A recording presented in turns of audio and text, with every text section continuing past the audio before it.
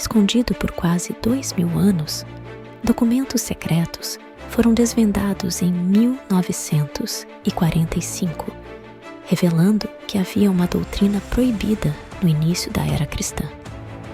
Uma doutrina tal que desafiava a ordem vigente da Igreja Católica, que estava nos primeiros séculos de sua formação.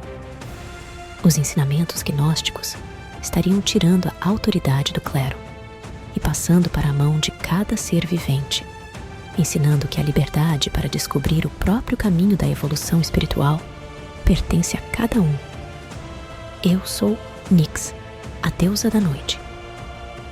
Neste segundo vídeo sobre gnosticismo, vamos falar sobre os conceitos principais que regem a ordem das esferas superiores da doutrina gnóstica e detalhar um pouco os seres que habitam o pleroma. Venham comigo conhecer melhor os aeons. O mônada, no gnosticismo, é o princípio primordial e absoluto do universo, representando a unidade e a perfeição do divino. Ele é considerado a fonte de todas as coisas, uma entidade transcendente e incognoscível, que está além de toda dualidade e forma material. Em sua essência, o mônada é uma esfera de luz e plenitude, a partir da qual todas as emanações divinas, conhecidas como aeons, surgem. Essas emanações formam o pleroma, o reino da totalidade espiritual, onde todas as manifestações divinas existem em harmonia perfeita. O mônada é visto como o núcleo de toda a realidade, um princípio sem divisão que sustenta e permeia o cosmos espiritual. O mônada é frequentemente descrito em termos abstratos e místicos, pois está além da compreensão humana comum e das limitações da linguagem.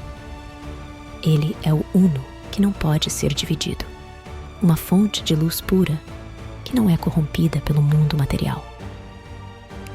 Ao contrário do demiurgo, que é o criador do mundo físico e das suas imperfeições, o mônada não tem conexão direta com a matéria, mas emana perfeição e conhecimento espiritual. Essa diferença entre o mônada e o demiurgo destaca a visão gnóstica de que o verdadeiro divino está além do mundo físico, que é visto como uma criação inferior e distorcida. Na cosmologia gnóstica, o mônada é a representação da verdade e do conhecimento supremo. Ele não é adorado no sentido tradicional, mas é reconhecido como a origem de todo o ser e a meta final da busca espiritual. Os gnósticos acreditam que a salvação vem do retorno à unidade do mônada, através do conhecimento, gnose, e da superação das ilusões do mundo material. Este conceito é central para a prática e filosofia gnóstica, pois o despertar para a verdadeira natureza do mônada permite a liberação das limitações impostas pelo mundo físico e a reconexão com o reino da plenitude espiritual. O pleroma, na mitologia gnóstica, é o reino da plenitude e da perfeição espiritual, onde residem as emanações divinas conhecidas como aeons. É a morada da totalidade do divino, um espaço de harmonia e unidade que reflete a perfeição do mônada, o princípio primordial. No pleroma, não existe separação ou dualidade. Todas as formas de vida espiritual coexistem em um estado de completude e equilíbrio. Este reino é a fonte de toda a luz e conhecimento, e serve como um modelo para o que o mundo material deveria ser, mas nunca consegue alcançar devido à sua natureza imperfeita e distorcida. Os aeons que habitam o pleroma são manifestações diretas do divino, cada um representando diferentes aspectos ou atributos do Ser Supremo. Eles formam uma hierarquia ordenada que emana do mônada, com cada aeon contribuindo para a harmonia e a perfeição do pleroma. Esses aeons desempenham papéis específicos na criação e manutenção do equilíbrio cósmico. O pleroma, portanto, não é apenas um lugar, mas também um estado de ser, representando a unidade e a interconexão de todas as formas de consciência divina. Para os gnósticos, o pleroma é o destino final das almas que buscam a verdadeira sabedoria e libertação espiritual. É visto como o objetivo último da jornada espiritual, onde as almas retornam à sua origem divina após a superação das ilusões e limitações do mundo material. A busca pela gnose, ou conhecimento espiritual, é essencial para alcançar o pleroma, pois este conhecimento revela a verdadeira natureza da alma e sua conexão com o divino. O pleroma simboliza a redenção e o reencontro com a totalidade do ser, uma realização da unidade perfeita que transcende o sofrimento e a separação do mundo físico. Os aions são geralmente apresentados em pares, os sísigos, do grego susugia. Este termo é utilizado para descrever a relação dual entre aions, geralmente encarados como a forma masculina e a forma feminina de um princípio fundamental ou uma emanação espiritual do mônada. O propator é conhecido como o primeiro pai ou primeiro ser e representa a fonte primordial de todas as emanações divinas no gnosticismo. Ele simboliza a origem do divino e o início de todas as manifestações espirituais. O propator não possui uma forma física definida, sendo mais uma ideia de totalidade e unidade do divino. Enóia, também conhecida como pronoia, é a personificação do primeiro pensamento ou intenção divina. Ela simboliza a sabedoria e o planejamento primordial que guia o desenvolvimento do universo. Monogênes, ou unigênito, é frequentemente identificado com Cristo na mitologia gnóstica. Ele representa a manifestação direta do divino no mundo espiritual, sendo o intermediário entre o pleroma e o mundo material. Aletheia, que significa verdade, simboliza a revelação e a iluminação espiritual. Ela é a emanação que traz clareza e compreensão, permitindo que as almas percebam a verdade do pleroma. Logos, o verbo ou palavra, representa a razão divina e a expressão do pensamento de Deus. Ele é o mediador que articula a vontade divina e a transmite ao cosmos. Zoe, que significa vida, é a personificação da força vital espiritual. Ela simboliza a energia e a vitalidade que animam todas as formas de vida no universo. Anthropos, o homem celestial, é o arquétipo espiritual do ser humano. Ele simboliza o potencial divino dentro de cada pessoa, uma expressão da imagem divina.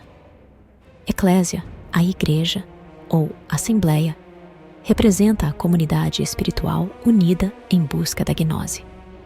Ela simboliza a união das almas que procuram retornar ao pleroma. Armosel é um dos luminares, guardião da verdade e da iluminação. Ele guia as almas justas, ajudando-as a alcançar a perfeição espiritual. Grande luz representa a plenitude da luz divina e a revelação. Ela simboliza a totalidade da sabedoria e do conhecimento que ilumina o caminho espiritual. Oroyael é associado à compaixão e à graça divina. Ele oferece orientação espiritual e consolo às almas. Graça reflete a bondade e a misericórdia do divino. Ela é a emanação que traz paz e alívio às almas aflitas. David está relacionado à sabedoria e ao discernimento espiritual. Ele ajuda as almas a compreenderem a verdade divina e a alcançarem a iluminação. Chokmah, sabedoria na tradução judaica, como emanação, representa a inteligência e o entendimento divino e a intuição. Ela é a fonte de iluminação e compreensão espiritual. Eleleth é vinculado à paz e ao equilíbrio, mantendo a harmonia dentro do pleroma. Ele representa a serenidade e a estabilidade espiritual. paz simboliza a serenidade e a tranquilidade divinas. Ela é a emanação que acalma as almas e traz equilíbrio. Sofia é uma das emanações mais importantes, cujo desejo de conhecimento levou à criação de Yaldabaoth e ao mundo material. Ela representa tanto a busca por conhecimento quanto as consequências da ignorância. Teletos está associado ao desejo e à vontade, frequentemente descrito como o complemento de Sofia. Ele representa o impulso divino e a intenção. Barbelo é frequentemente descrita como a primeira emanação do mônada e atua como mãe espiritual, intermediando entre o divino e as outras emanações. Ela representa a plenitude e a fonte primordial de todas as emanações divinas. Barbelo é descrita como uma figura majestosa e radiante, simbolizando a totalidade e a unidade do divino. Esses foram alguns dos aeons descritos pela mitologia gnóstica. Existem mais aeons que abrangem outros aspectos da existência. Se vocês quiserem, posso falar sobre eles em vídeos futuros. É interessante observar como essa mitologia compartilha de preceitos gregos, como o neoplatonismo e orientais, como hinduísmo e budismo. Pelo olhar da Igreja Católica, no seu florescer entre os séculos III e IV, é até compreensível que os textos gnósticos fossem encarados como uma ameaça a uma organização que estava tentando se estabelecer. Faz até mimetizar o comportamento de Yaldabaoth e os arcontes em sua luta para manterem as almas tão ignorantes quanto eles sobre a real natureza da existência, pela visão gnóstica. Yaldabaoth se via como um ser único e, como não estava ciente de sua origem, acabou criando um universo dentro de si mesmo, que veio a se tornar o mundo material, segundo essa visão. Um espelho distorcido, resumido e imperfeito do próprio pleroma.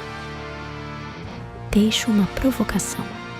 Estariam esses conhecimentos secretos descrevendo as teorias atuais que dizem que vivemos em uma realidade simulada? Vamos falar sobre isso nos próximos vídeos. Você conhecia sobre os aeons e sua relação com o mônada? Quer saber mais sobre essa mitologia? Escreva nos comentários. Adoraria debater e aprender mais com vocês. Se gostou do nosso conteúdo, te convido a se inscrever no canal e ativar as notificações para não perder nenhum vídeo. Seu like, dislike e comentários são importantíssimos para que eu possa melhorar o canal. Sempre. Muito obrigada por chegar até aqui. Fiquem bem. Sob o véu da noite.